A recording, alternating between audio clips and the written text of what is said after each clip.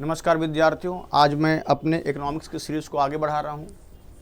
चूँकि पुरानी सारी सीरीज़ को आप देख लेंगे और ये कंटिन्यू होगा और आज से सारी क्लासेस कंटिन्यू होंगी। आपको करंट अफेयर्स की भी क्लास मिलेगी, लाइव क्लास शाम को 7:30 बजे अमित सर की है, ज्वाइन जरूर कीजिएगा। और अब हम लोग अपनी सीरीज़ को आगे बढ़ाते हैं। तो आज हम पढ़ेंगे बैलेंस ऑफ पेमेंट। ठीक है, सवाल है बैलेंस ऑफ पेमेंट क्यों पढ़ा जाए। देखिए, ये एक ऐसा चैप्टर है जिससे हर एग्ज़ाम में क्वेश्चन बनते हैं। हाँ, एसएससी से लेकर यूपीएससी तक में, और यूपीएससी में इसमें बहुत सवाल आते हैं, सीडीएस में, सीएपीएफ में बैलेंस ऑफ पेमेंट से बहुत सारे क्वेश्चन आते हैं। और ये एक ऐसा चैप्टर है जो इकोनॉमिक्स के कई कॉन्सेप्ट को अपने आप में समेटे हुए है। तो आज हम लोग इस बैलेंस ऑफ पेमेंट को पढ़ेंगे और हम लोग ये देखेंगे कि इसका यूज़ क्या है और इससे फिर आए हुए क्वेश्चन को भी सॉल्व करेंगे। चलिए, अब हम लोग बैलेंस ऑफ पेमेंट समझते क्या है। देखिए, हाँ, आमतौर पर हर व्यक्ति का मौद्रिक लेन देन होता है। जो भी हम बाजार से या दूसरे व्यक्तियों से लेन देन आपस में करते हैं, उनका एक रिकॉर्ड बना के रखते हैं। घर की बात कर रहा हूँ, at a domestic level. Every domestic house made a record of their transaction. हर एक घरेलू क्षेत्र अपने लेन देन का रिकॉर्ड बनाता है। आप भी बनाते होगे, ठीक है। अब वो चाहे आप एक्सेल शीट में बनाते हो, चाहे डायरी में बनाते हो, बात अलग है। उसी तरह हर देश का जो लेन देन होता है उसका भी एक रिकॉर्ड बनता है। सवाल है किसका किससे लेन देन होता है। देखिए, जैसे आप जानते हैं कि अमेरिका का भारत से व्यापार हो रहा है, भारत का व्यापार यूरोप से भी हो रहा है, भारत का व्यापार अफ्रीका से भी हो रहा है। तो इतने बड़े लेवल पे लेन देन होता है, तो उसको भी मेंटेन करने के लिए रिकॉर्ड बनाना पड़ता है। यानी every country needs a record to maintain their transaction. और इसी रिकॉर्ड के बेसिस पे आप किसी देश की एक्चुअल कंडीशन को समझ पाते हैं। ध्यान रखिएगा, ये बैलेंस ऑफ पेमेंट कितना इंपॉर्टेंट है। आप ये समझिए, 1991 में इसी बैलेंस ऑफ पेमेंट के डगमगाने से भारत को उधार लेना पड़ा था आईएमएफ से, देश को आर्थिक मंदी से निकालने के लिए। तो इसका बहुत ही व्यवहारिक यूज है। तो ये है क्या, अगर मैं इसको थोड़ा सा आर्थिक शब्दावली में बोलूं तो देखिए, ये एक ऐसा रिकॉर्ड है। It is a record all transaction relating to goods, services and income by residents with the rest of the world during financial year. समझेंगे, एक वित्तीय वर्ष में, यानी एक फाइनेंशियल ईयर में एक देश का दूसरे देश के साथ जो भी सिस्टमैटिक रिकॉर्ड होता है उसे हम बैलेंस ऑफ पेमेंट कहते हैं। It means balance of payment is a systematic record of all transaction of A one country with the rest of the world. कि एक देश का दूसरे देश के साथ जो भी लेन देन का रिकॉर्ड होता है उसको जिसमें दिखाते हैं वो बैलेंस ऑफ पेमेंट होते हैं। और कहोगे सर लेन देन किसका होता है। देखो, लेन देन या तो गुड्स का होगा, वस्तुओं का होगा, या तो लेन देन किसका होगा, सर्विसेज यानी सेवा का होगा।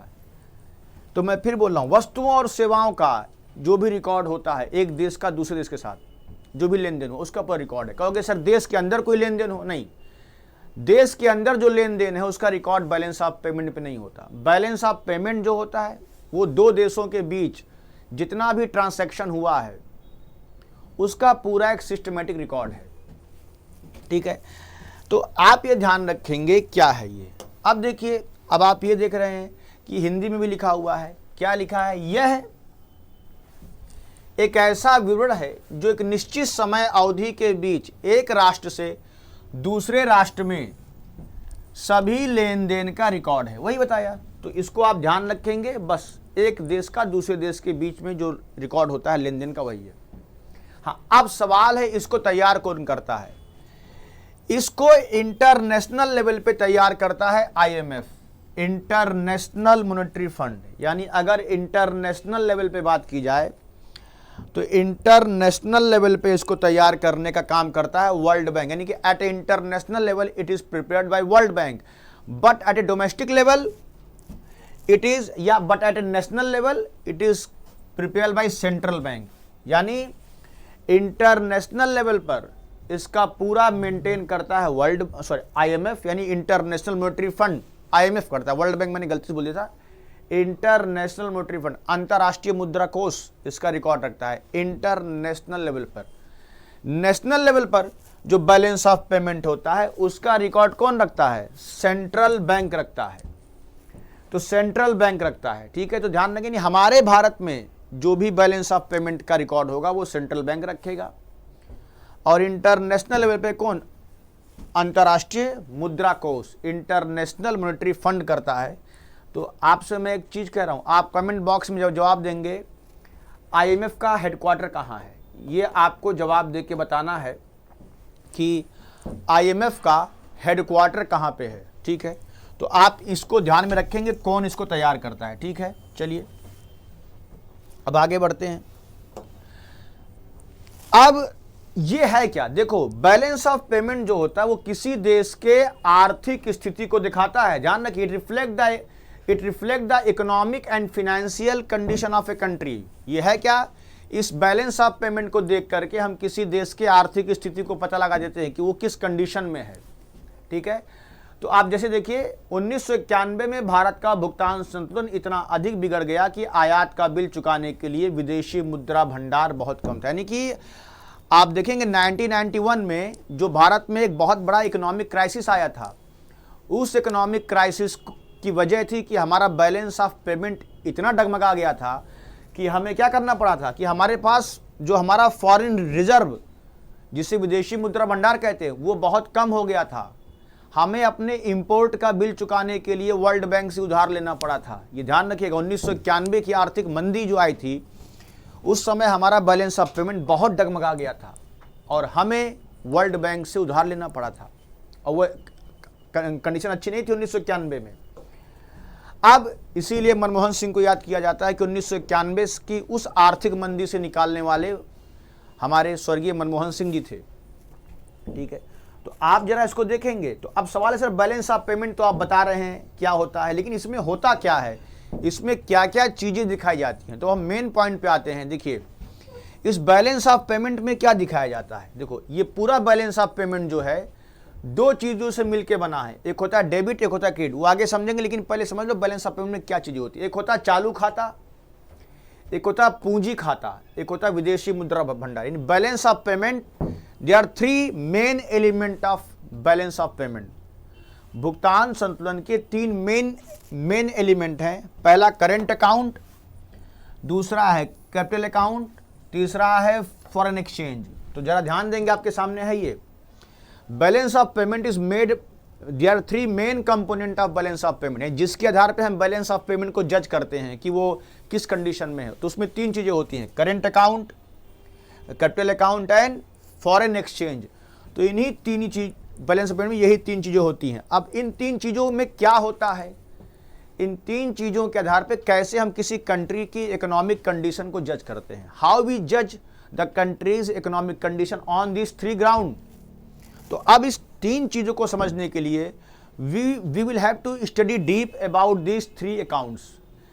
इन तीनों के बारे में हमें थोड़ा डिटेल से पढ़ना पड़ेगा कि इन तीनों में क्या क्या चीज़ें होती हैं जो बैलेंस ऑफ पेमेंट को बताती हैं। तो शुरुआत हम करेंगे, आपके सामने पहला दिख रहा चालू खाता।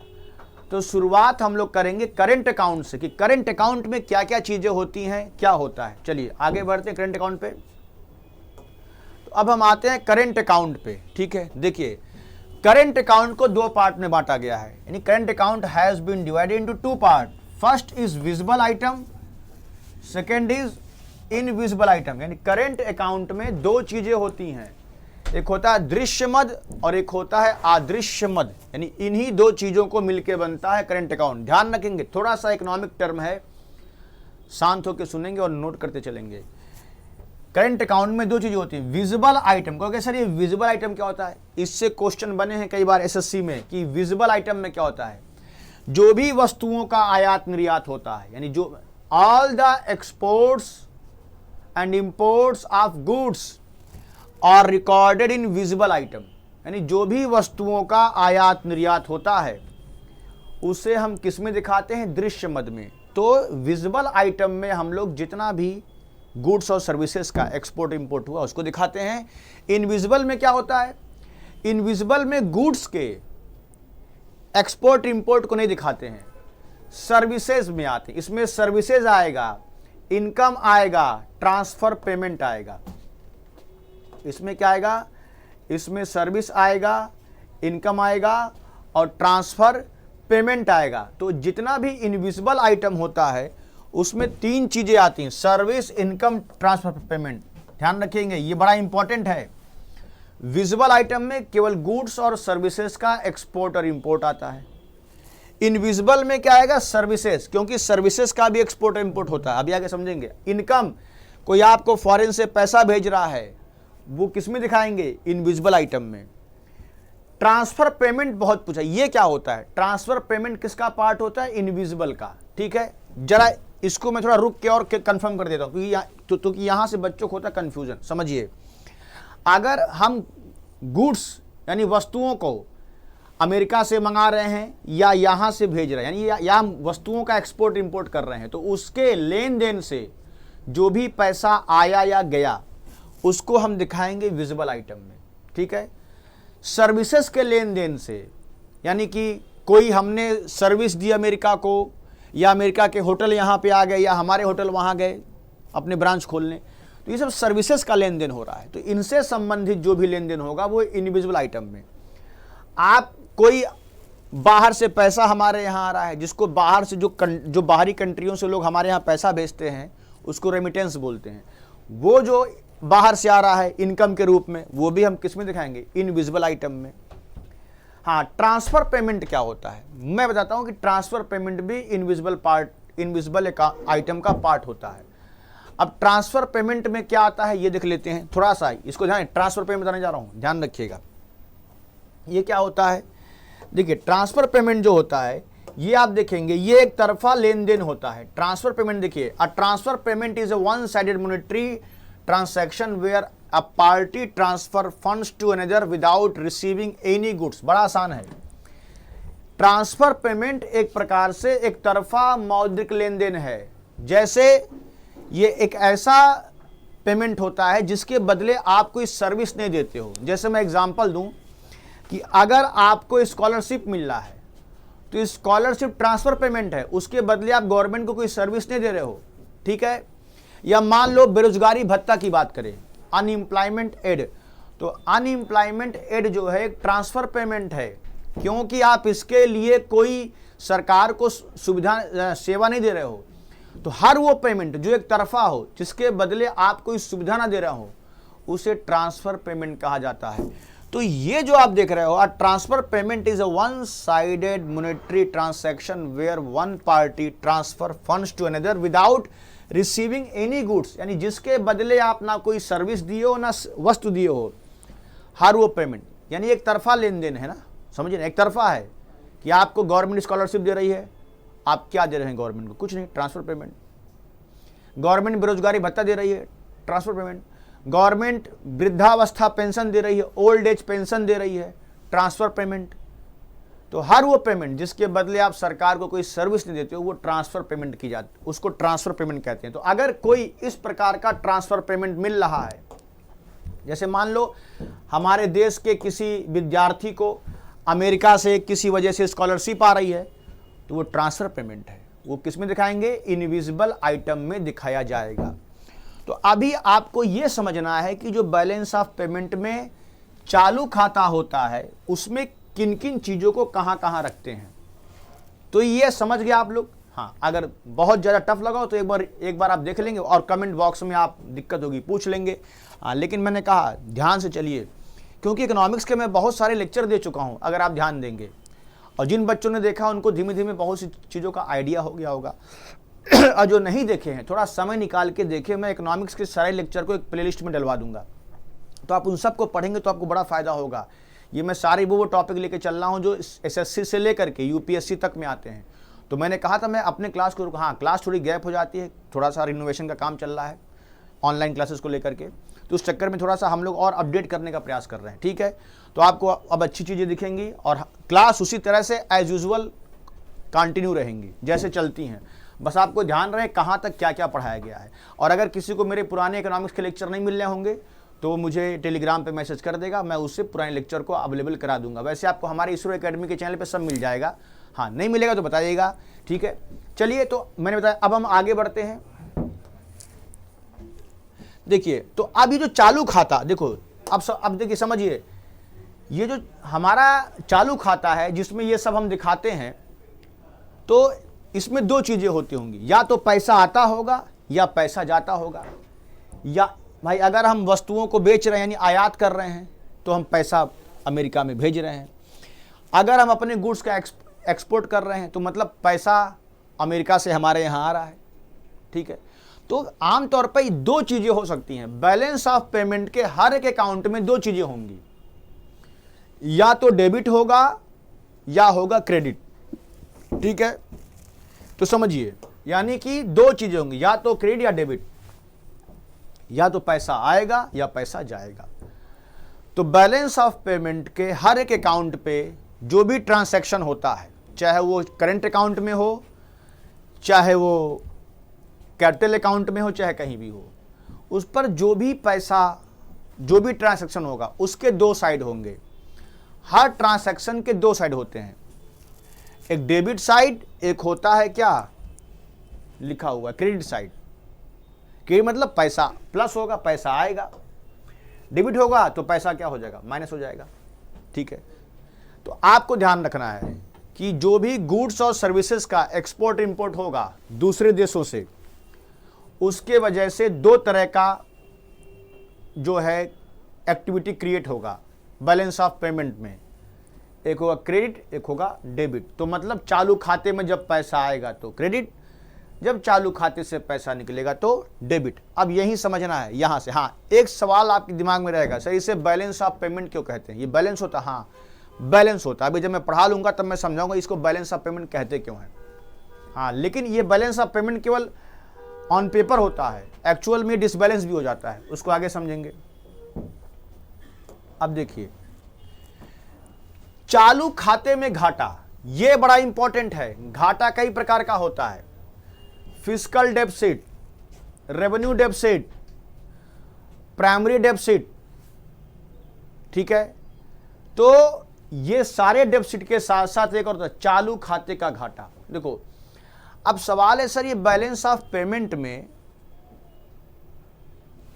जो हमारा करंट अकाउंट है वो डेफिसिट में कब होगा और सरप्लस में कब होगा, तो समझेंगे। देखो, अब मैं आपको एक एग्जांपल देता हूं। जैसे मान लीजिए हम अमेरिका से बहुत ढेर सारी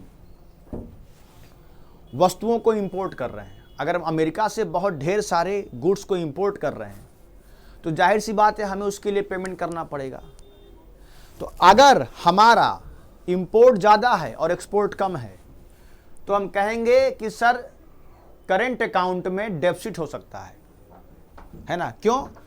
क्योंकि हम इंपोर्ट ज़्यादा कर रहे हैं, एक्सपोर्ट कम कर रहे हैं। ज़रा देखेंगे, देखिए, अगर हम गुड्स और सर्विसेज का एक्सपोर्ट कम कर रहे हैं, इंपोर्ट ज़्यादा कर रहे हैं, तो हो सकता है चालू खाते में डेबिट वो दिखाई दे, डेबिट या डेफिसिट दिखाई दे। क्यों दिखाई दे?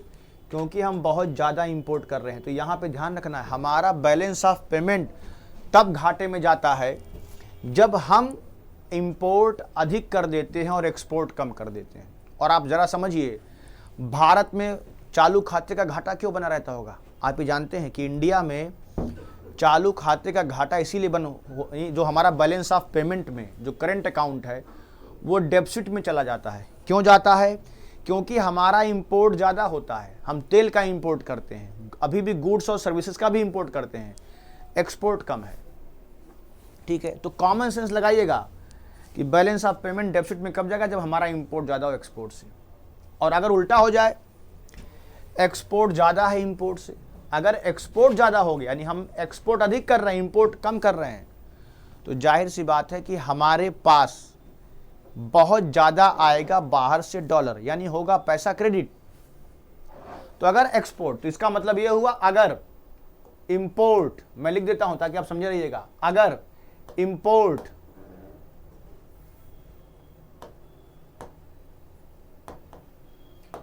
ज़्यादा है एक्सपोर्ट से, ये मतलब एक्सपोर्ट है, तो हमारा जो करंट अकाउंट किस में होगा? डेफिसिट में। अगर एक्सपोर्ट ज़्यादा है इंपोर्ट से तो हमारा करंट अकाउंट चला जाएगा सरप्लस में। इसीलिए अगर भारत, हाँ अब कहोगे सर इंडिया की बताइए कंडीशन, देखो इंडिया में होता क्या है कि हमारा करेंट अकाउंट डेफिसिट में चला जाता है, उसकी वजह यह है कि हम इंपोर्ट बहुत करते हैं।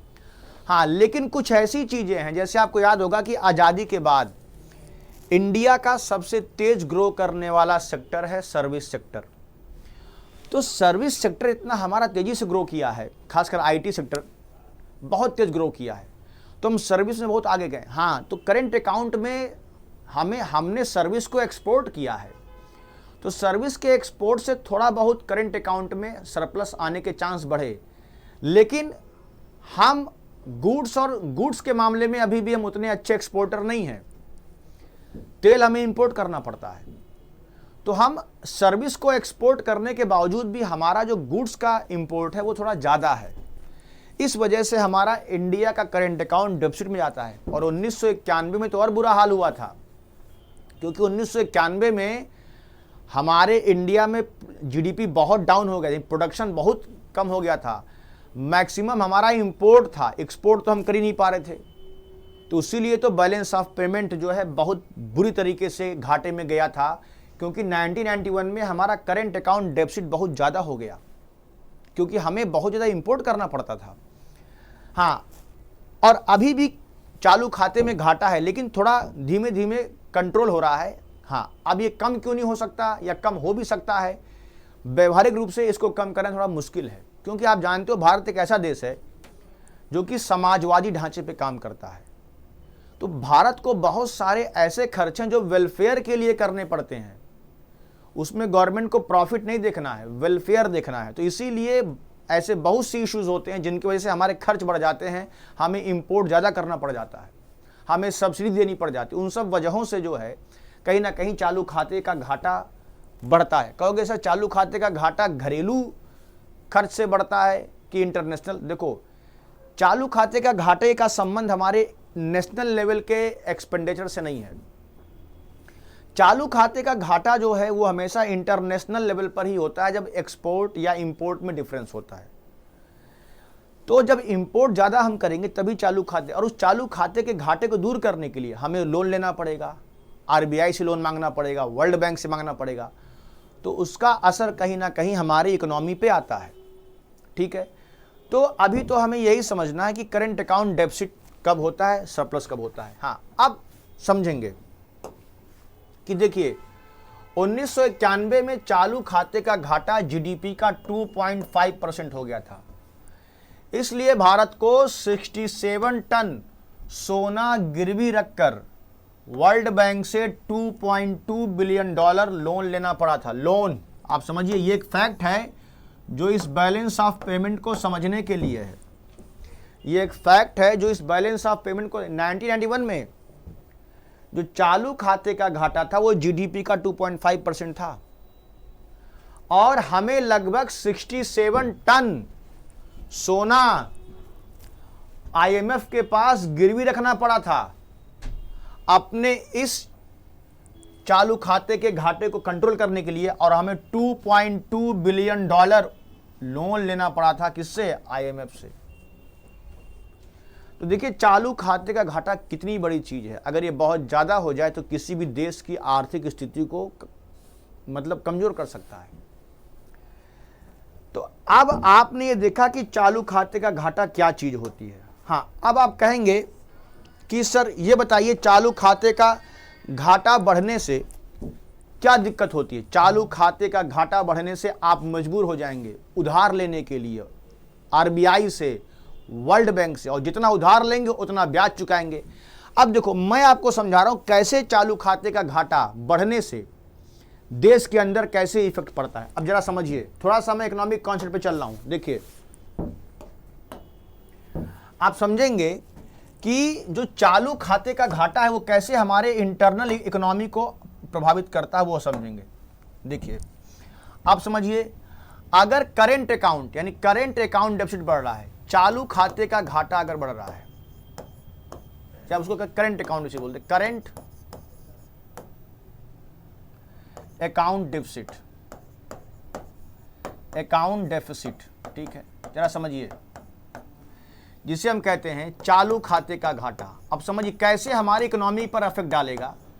चालू खाते का घाटा अगर बढ़ेगा मतलब आप बहुत अधिक एक्सपोर्ट इंपोर्ट कर रहे हो बाहर से सर्विसेज का, गुड्स का, तो अगर आपके पास इंपोर्ट ज़्यादा है तो यानी कि सही बात है कि आपको डेबिट ज़्यादा होगा पैसा, और जब आपका इंपोर्ट ज़्यादा होगा तो चालू खाते का घाटा बढ़ेगा। अब चालू खाते का घाटा जब बढ़ेगा तो देश में क्या होगा समझिए। आप कहाँ जाएंगे? उधार लेने। किससे? IMF से। आप लोन लेंगे तो कंट्री को लोन लेना पड़ेगा। लोन वर्ल्ड बैंक, IMF कहीं से भी लेगी या RBI से भी लेगी। तो ऐसे में जब लोन बढ़ेगा तो आपको इंटरेस्ट भी यानी ब्याज अधिक चुकाना पड़ेगा, है ना। आप समझिए ना कि चालू खाते घाटा कैसे हमारी इकोनॉमी को डैमेज करता है। आप इंटरेस्ट अधिक पेमेंट करेंगे। वैसे भी आप पढ़ेंगे कि बजट में एक बहुत बड़ा अमाउंट योजनाओं के बाद इंटरेस्ट पेमेंट पे खर्च होता है, यानी सरकार के बजट का बहुत बड़ा जो खर्च है उसमें इंटरेस्ट पेमेंट बहुत बड़ा है। यानी सभी योजनाओं पर खर्च होने के बाद जो सरकार का सबसे अधिक खर्च होता है वो इंटरेस्ट पेमेंट पे होता है, यानी सरकार लोन अधिक ली है। तो अब फिर चालू खाते घाटा बढ़ेगा, हमें इंपोर्ट का बिल चुकाने के लिए लोन लेना पड़ेगा। लोन लेंगे तो इंटरेस्ट बढ़ेगा, और जब इंटरेस्ट बढ़ेगा तो देखिए क्या होगा। इंटरेस्ट बढ़ेगा तो हमारा रेवेन्यू एक्सपेंडिचर बढ़ेगा, रेवेन्यू एक्सपेंडिचर बढ़ेगा, यानी राजस्व व्यय बढ़ेगा। अब समझिए, यह आप समझिएगा। और राजस्व व्यय क्या होता है ये मैंने अपने पिछले लेक्चर में समझा दिया है। यानी सरकार, क्योंकि ब्याज किस में आता है? जो ब्याज भुगतान है, जो इंटरेस्ट पेमेंट है वो हमारे रेवेन्यू एक्सपेंडिचर में आता है। थोड़ा यहाँ पे ध्यान रखें, जो नहीं पढ़े हैं कि रेवेन्यू एक्सपेंडिचर क्या होता है वो पिछले क्लास को देख लें। मैंने सब समझाया कि रेवेन्यू एक्सपेंडिचर क्या होता है और रेवेन्यू रिसीट्स क्या होता है। तो अब ब्याज अधिक देंगे तो रेवेन्यू एक्सपेंडिचर बढ़ेगा। जब रेवेन्यू एक्सपेंडिचर बढ़ेगा तो हमारा क्या बढ़ेगा? राजकोषीय घाटा भी बढ़ेगा। राजकोषीय घाटा बढ़ेगा जिसे कहते हैं फिस्कल डेफिसिट। याद कीजिए, फिस्कल डेफिसिट बढ़ेगा। समझिए कैसा सब सर्किल में बंधा हुआ है। करंट अकाउंट डेफिसिट बढ़ा तो आप लोन लेंगे उसको पूरा करने के लिए पेमेंट को अपने। लोन अधिक लेंगे तो ब्याज चुकाएंगे, ब्याज चुकाएंगे तो हमारा रेवेन्यू एक्सपेंडिचर क्या होगा? बढ़ेगा। और जो रेवेन्यू एक्सपेंडिचर बढ़ेगा तो कहीं ना कहीं राजकोषीय घाटा बढ़ेगा, यानी गवर्नमेंट का जो डोमेस्टिक घाटा है, यानी जिसको आप राजकोषीय घाटा बोलते हो, वो भी बढ़ेगा। और जब राजकोषीय घाटा बढ़ेगा तो गवर्नमेंट फिर उधार लेने का प्रयास करेगी। यानी हम दो तरफ से फंस रहे हैं। इस चालू खाते के घाटे को, यानी इंटरनेशनल लेवल पर हम बैलेंस ऑफ पेमेंट को मेंटेन करने के लिए भी लोन लेना पड़ेगा, और देश के अंदर भी हमें अपने फिस्कल डेफिसिट को पूरा करने के लिए लोन लेना पड़ेगा। और अगर ऐसी स्थिति आ गई तो हम फंस जाएंगे किसमें? ऋण जाल में, डेट ट्रैप में। किसमें फंस जाएंगे? ऋण जाल में, जिसे कहते हैं डेट ट्रैप। ठीक है, यानी घाटे को दूर करने के लिए लोन पे लोन लिया जाएगा। ठीक है, तो आप देखेंगे ये कैसा एक इफेक्ट पैदा होता है। यानी बैलेंस ऑफ पेमेंट जो केवल एक इंटरनेशनल लेन देन को दिखाता है, अगर बैलेंस ऑफ पेमेंट के चालू खाते में बहुत घाटा हो रहा है तो ये कंडीशन पैदा होगी। मैं इसको एक बार सर्किल में बना देता हूं ताकि आप समझ जाइए। ये बहुत ही इंपॉर्टेंट चीज है, खासकर जो लोग SSC के अलावा और भी एग्जाम दे रहे हैं। जैसे देखिए, करंट अकाउंट डेफिसिट बढ़ेगा, है ना, कैड बोलते हैं, कैड। तो उस कैड को दूर करने के लिए आप लोन लेंगे, डेट बढ़ेगा, DEBT, डेट बढ़ेगा। क्या? लोन बढ़ेगा जी, आप डेट बोलते हैं। डेट बढ़ेगा, ऋण बोलते हैं। और लोन चुकाने के लिए आप क्या करेंगे? ब्याज यानी इंटरेस्ट, ब्याज चुकाएंगे।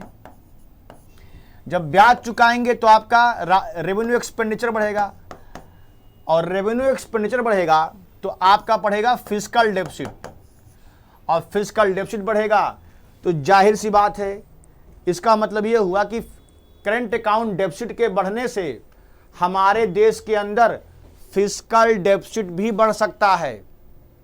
और फिस्कल डेफिसिट दिखाता है देश के अंदर की स्थिति को, कि देश के अंदर आपकी कितनी देनदारियां हैं। और करंट अकाउंट डेफिसिट दिखाता है कि बाहर कितनी देनदारियां हैं। ये देश के अंदर की लायबिलिटी को दिखाता है और ये देश के बाहर की लायबिलिटी को दिखाता है। तो इसीलिए करंट अकाउंट डेफिसिट के बढ़ने से हमारा फिस्कल डेफिसिट भी बढ़ सकता है। इसीलिए ध्यान रखिएगा, करंट अकाउंट डेफिसिट और फिस्कल डेफिसिट को मिला करके बोलते हैं जुड़वा घाटा। बहुत पूछा गया है, इन दोनों को मिला के बोलते हैं जुड़वा घाटा, है ना। करंट अकाउंट डेफिसिट और फिस्कल डेफिसिट को मिला के बोलते हैं ट्विंस डेफिसिट, जुड़वा घाटा बोलते हैं, ट्विंस डेफिसिट बोलते हैं, जुड़वा घाटा। तो जुड़वा घाटा क्या है? करंट अकाउंट डेफिसिट और फिस्कल डेफिसिट, ठीक है। तो आज मैंने आपको यही समझाया कि करंट अकाउंट डेफिसिट क्या होता है, बैलेंस ऑफ पेमेंट में क्या क्या चीजें होती हैं। करंट अकाउंट डेफिसिट के बढ़ने से करंट अकाउंट डेफिसिट में होगा तो क्या होगा, अगर क्लियर होगा तो क्या होगा, ठीक है। अब यूं समझ लेते हैं एक बार थोड़ा सा इसको, ये सारी मैंने बताया कि इसमें क्या क्या चीजें आती हैं। तो ये आप समझ गए कि करंट अकाउंट क्या है और इसका हमारी इकोनॉमी पे क्या इंपैक्ट पड़ता है। बस ये ध्यान रखिएगा, अगर हम वस्तुओं का एक्सपोर्ट ज्यादा करेंगे तो विजिबल आइटम में जब एक्सपोर्ट अधिक होगा तो करंट अकाउंट हमारा सरप्लस में हो सकता है, क्योंकि हम एक्सपोर्ट अधिक कर रहे हैं। अगर हम वस्तुओं का इंपोर्ट अधिक करेंगे तो करंट अकाउंट डेफिसिट में जा सकता है। क्यों? क्योंकि पैसा क्रेडिट कम डेबिट ज्यादा होगा। सर्विसेज का एक्सपोर्ट कर रहे हैं तो करंट अकाउंट क्या होगा, सरप्लस में हो सकता है। सर्विसेज का इंपोर्ट कर रहे हैं, करंट अकाउंट जाएगा डेफिसिट में। हाँ, अब देखो एक बात और बताएं, हमारे बैलेंस ऑफ पेमेंट का जो करंट अकाउंट है उसमें थोड़ा सा राहत इस बात से भी मिली है कि जो बाहर से भेजने वाले पैसे, जो लोग हमारे लोग बाहर से पैसा भेजते हैं, जिनको रेमिटेंस बोलते हैं, क्या बोलते हैं, रेमिटेंस कहते हैं। ये रेमिटेंस मैं लिख देता हूं यहां पर, बोलते हैं रेमिटेंस, ठीक है।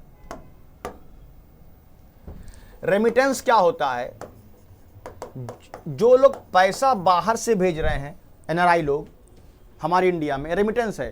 तो अब मुझे ये बताओ कि अगर रेमिटेंस ज्यादा आएगा हमारे देश में तो करंट अकाउंट डेफिसिट में होगा कि सरप्लस में? जाहिर सी बात है सरप्लस में होगा, क्योंकि रेमिटेंस आ रहा है, बाहर से पैसा आ रहा। अगर उल्टा हो जाए कि जो बाहरी लोग हमारे यहाँ ज़्यादा, अमेरिका के लोग, जापान के लोग भी हमारे इंडिया में हो सकते हैं, अगर वो हमारे यहाँ से पैसा अधिक भेजे अपने देश में तो यानी कि रेमिटेंस कम हो सकता है। लेकिन इंडिया में व्यवहारिक रूप से क्या, इंडिया रेमिटेंस के मामले में नंबर 1 पे चलता है अभी तक। अभी करंट का तो नहीं पता, लेकिन अभी तक इंडिया रेमिटेंस के मामले में नंबर 1 पे चलता है। नहीं, बाहर से हमारे यहाँ कमा के लोग अधिक पैसा भेजते हैं, एनआरआई लोग खासकर। तो उस रेमिटेंस की वजह से भी बैलेंस ऑफ पेमेंट थोड़ा सा सरप्लस में जाता है। लेकिन गुड्स का इंपोर्ट इतना ज़्यादा है कि गुड्स के इंपोर्ट की वजह से इसका इफेक्ट, यानी किसका इफेक्ट, इनविजिबल आइटम का जो एक्सपोर्ट हो रहा है उसका इफेक्ट चालू खाते के घाटे को दूर नहीं कर पा रहा है। तो अभी भी आप चेक करोगे कि हमारा करंट अकाउंट डेफिसिट में ही रहता है, ठीक है। हाँ, अब अगले क्लास में हम थोड़ा सा इसको आगे बढ़ाएंगे, क्योंकि ये भी अपने आप में चैप्टर काफ़ी कॉन्सेप्चुअल है, तो थोड़ा सा समझेंगे। और जहाँ दिक्कत होगी आप कमेंट बॉक्स में मुझसे पूछ लीजिएगा, मैं कमेंट बॉक्स देखता हूँ, जवाब देता हूँ। तो अब इसके नेक्स्ट पार्ट को लाएंगे, लेकिन इकोनॉमिक्स के सारे पार्ट को देख लीजिए धीमे धीमे, कि जो मैंने पिछला पढ़ा है, क्योंकि हर पार्ट एक दूसरे से कनेक्टेड है, ठीक है। फिर मिलते हैं बेहतर क्लास में, धन्यवाद।